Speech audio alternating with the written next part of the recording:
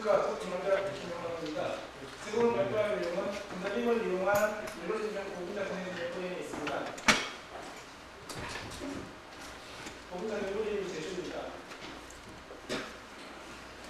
연료진은 잘 아시다시피 물을 전기분해할 때 수소와 산소가 발생하는데 이때 수소와 산소를 결합하게 되면 열과 함께 전기가 발생합니다. 3대 신재생 에너지에 해당해서 지금 최근에 가장 각광받고 있는 에너지 중에 하나입니다.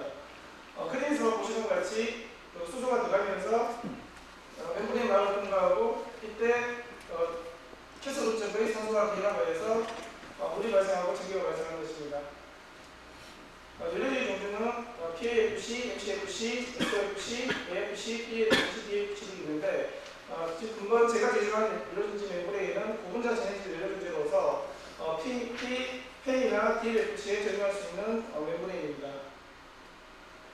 PAFC와 DFC는 발전율이 높고 작동 농도가 150% 미만으로서 수소용 동로원이나 휴대용 전원을 사용해 나갑니다. 이때 DFC는 수소를 직접 연료로 사용하고 비용량이 연료전지가 필요하며 연료 힘듦이 이어서 단점이 있는 반면에 DFC의 경우 메탄올을 직접 연료로 사용하고 액체 연료를 사용하기 때문에 연료의 힘듦이 짙고 안정성 작동량은 장점이 있습니다. 연료전지 고분자 전해질 연료전지의 2001년 기준으로 봤을 때 1kW의 전기를 생산할 때 약 324불의 비용이 소요되는데 이때 비용을 가장 최소한 낮출 수 있는 파트가 멤브레인 부분입니다. 전극이나 충전 같은 부위는 워낙 고가이기 때문에 더 이상 다운의 여력이 없지만서도 멤브레인 같은 고분자 전해질은 기술 개발에 따라가지고 얼마든지 가격을 다운시킬 수 있습니다. 그래서 앞으로 연료전지의 시장은 전해질 시장이 열세를 줄 것으로 판단되었습니다. 연료전지 고분자 전해질막으로 현재 사용되고 있는 것은 불편의 가페오막이나 가오케미칼의 가오막, 아사이초다의 프레미엄, 아사이크레스 등이 있습니다. 하지만 사업용 납품원의 가장 주된 문제점이 DLPC 사용에 납품을 소거하는 상당히 큰 문제가 있고 막이 상당히 고가이기 때문에 PM에 사용하기에도 경제성이 없어 사용이 제한이 되고 있습니다. 현재 국내의 일부 공장을 보면 대체 물질로 불속의 고분자 있는데도 저렴한 가격에 FEP나 ETFE 등의 대지를 통한 연구가 많이 진행되고 있습니다. 또한 고분자에 SiO2 등의 무기물을 첨가하여 하이브리드 형태의 멤브레인 제조에 관한 연구가 진행되고 있습니다. 또한 탄화수소의 고분자에 PP나 BS 등의 플라즈마를 처리한 후 나편을 이상에 함유시키는 연구가 진행되고 있는데 전 세계적으로 연료전지 멤브레인뿐만 아니라 초미등의 핵심 소재 분야에 관한 활발히 진행되고 있습니다. 우리나라 또한 연료전지 사업을 차세대 동력 사업으로서 전국뿐만 아니라 민간지역에서 많은 연구가 진행되고 있는 분야입니다. 그리고 나피온과 프레미엄, 가오막, 아세트렉스 등의 구조를 살펴봤는데 대부분 다 모두 다 불속의 고분자에 술봉기를 붙여서 연료전지 막으로 사용하고 있습니다. 이때 고분자 전해질 막이 가져야 할 가장 큰 조건은 이온 조도성이 커야 하며 전자동성이 없어야 하고 적절한 두께 및 표준도를 유지해야 합니다. 그리고 항상 안정성과 기계적 강도가 있어야 하며 열과 가스 분해 및 산화 반응에 대한 안정성이 있어야 합니다. 그래서 저는 불속의 고분자인 PLP 필름을 이용하여 고성능의 저렴한 연료전지 고분자 전해질 막을 생산하기 위해서 전자빔을 이용해 보았습니다.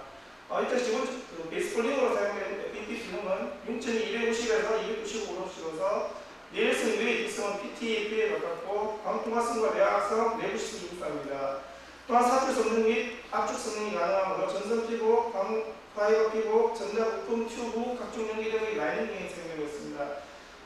나피온에 비해서 가격이 상당히 저렴한 장점이 있어서 연료전지 고분자 전해질 막으로 사용하기에 적절한 기계적과 과학적 물성을 지니고 있습니다.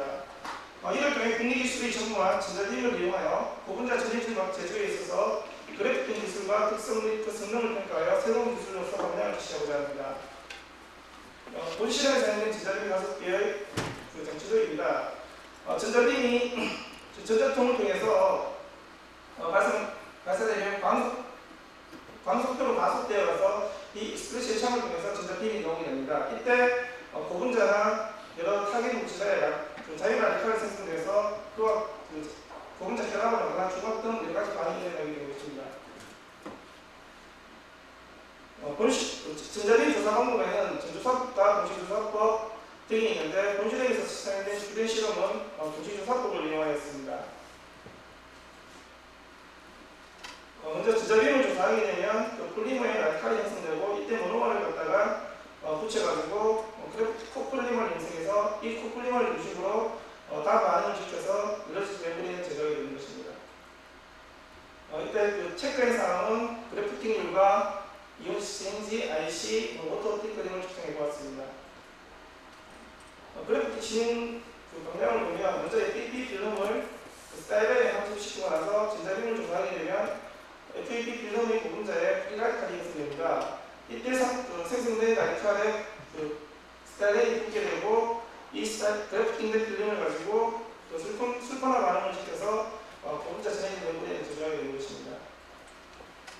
먼저 불 속의 부분자는 방사선에 민감하기 때문에 전자빔 조사에 의해서 어떤 분해 반응이 일어나면 안 되기 때문에 먼저 에어상과 히터상에서 빔만 조사시켜서 그 특성을 살펴본 결과 거의 분해 반응이 일어나지 않고 있는 것을 확인할 수 있었습니다. 그리고 TJ 웰분해도 확인해본 결과 거의 변화가 없는 것을 확인할 수 있습니다.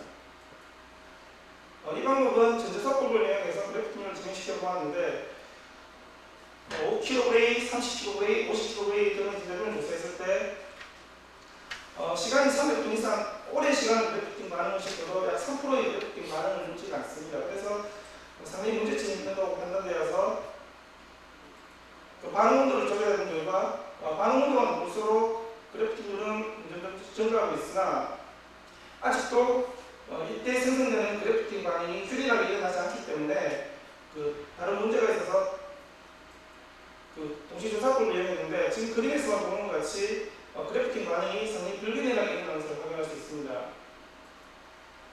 그래서 동시조사법을 이용해서 다음과 같이 조사를 본 결과 10kg의 낮은 에너지에서는 약 2%에서 거의 포화 상태의 그래프팅을 보인 반면에 30kg, 50kg, 100kg 중에서는 반응 시간이 증가할수록 그래프팅이 계속 증가하고 있는 것을 확인할 수 있습니다. 하지만 그래프팅 반응은 거의 한 24시간 정도 반응이 진행되고 난 뒤에서는 거의 스트레스된 포화 상태에 이르는 것을 보아서 전자빔 조사에 의해서 생성된 라디칼들은 약 24시간까지가 라이프 타임이라고 보여집니다. 이거는 반응 온도를 달리했을 때 그래프팅에 대해서 차이를 확인해본 결과 반응 온도가 높을수록 그래프팅은 증가하고 있지만 이 역시 약 24시간 정도에서 그래프팅 반응이 종료됨을 확인할 수가 있습니다. 이렇게 그래프팅된 필름을 IR을 통해서 확인해본 결과 원필름에서는 나타나지 않는 벤젠링이 나오고 CCW 본드가 생성되는 것을 보아서 FEP 필름과 스타일링 간의 화학적 결합이 형성되는 것을 확인할 수 있습니다. 이를 통해서 반응 메커니즘을 살펴본 결과 전자빔 조사에 의해서 CF3의 F가 떨어지고 스타일링이 CCW 본드에서 본딩이 향이 끊어지면서 이렇게 결합을 하고 나머지는 약간의 호모폴리머가 생성되는 것을 확인할 수 있었습니다. 이 그래프팅 FEP 필름의 열적 특성을 살펴본 결과 순수 FEP 필름에서는 분해 단계가 한 단계로서 나타나지 않지만서도 그래프팅 반응이 된 것은 약 두 단계에 가지고 분해가 일어납니다. 이때 첫 번째 먼저 일어나는 반응은 스타일링이 먼저 분해되는 것이고 다음은 FEP 필름 자체의 분해가 일어나는 것을 확인할 수 있습니다. 스쿠메이션 반응을 시켜가지고 다시 살펴본 결과는 그래프팅된 FEP 필름보다 약 한 100도 정도의 낮은 온도에서 분해가 일어나나 이 또한 고분자 전해질 연료기를 사용하기에는 충분한 높은 온도이기 때문에 크게 문제가 없다고 판단되었습니다. 지금 보시는 그림은 FEP 필름의 그래프팅 반응을 시켜서 슬퍼나 반응을 거쳐냈는데 약 11.9% 정도의 그래프팅이 일어났을 때 11.9%에서 한 66.6%의 그래프팅을 했을 때 그래프팅 률이 증가할수록 필름 자체의 스웰링 현상이 커지고 있으며 특히 스푸네이션 반응을 체크했을 때는 스웰링 현상이 더 크게 나타나고 있습니다. 이렇게 생성된 FEP 필름을 가지고 이온식 세지를 측정해본 결과 현재 시판되고 있는 나표는 1일치의 경우 0.9에서 1.0mmg의 IC가 측정되나 그래프팅률이 증가 증가할수록 거의 선형적으로 그 IC가 증가하고 있습니다. 이때 그 IC의 이온 컨덕티비티에 미치는 가장 큰 중요한 영향은 FET 필름 내부의 설포 컨텐츠가 어떻게 확산이 되느냐에 따라 가지고 상당히 큰 영향을 미칩니다. 그림에서 보시는 바와 같이 12.3%의 아주 적은 양의 그래프팅이 되었을 때는 그 필름 내부 중간에서 보면 설포 농도가 거의 확인되지 않습니다. 하지만 그래프팅이 증가되었을 때는 필름 내부에도 균일하게 설포가 확인되는 것을 확인할 수 있었습니다. 이 특성들을 갖다가 이온 컨덕티비티와 IC랑 측정해 본 결과 나피엄 111, 112, 115 같은 경우에는 컨덕티비티가 0.27, 0.15, 0.12까지 측정이 되었는데 제가 제시한 FET 필름은 약 75 마이크로일 때 23.5%의 그래프팅이 되었을 때 컨덕티비티가 약 1.21, IC가 1.5 정도로 증가했습니다. 또한 그래프팅이 증가할수록 이온 컨덕티비티는 계속 증가하고 있으며 IC 또한 증가하고 있습니다. 이때 더 이상 증가하지 않는 이유는 그 필름 내부의 확산이 균일하게 일어나기 시작하면 그 이상의 컨덕티비티는 발생하지 않는다고 판단되어집니다.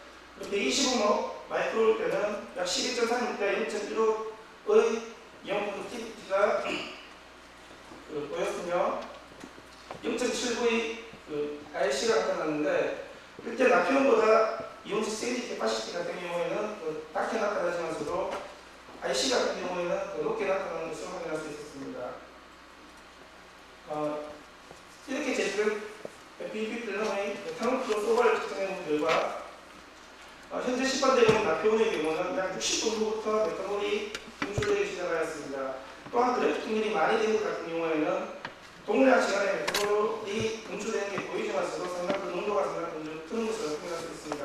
하지만 약 12.3% 정도의 아주 적당한 그래프팅이 일어났을 때는 약 180분 동안을 갖다가 살펴보았었는데 전혀 메탄올이 분출되지 않았습니다.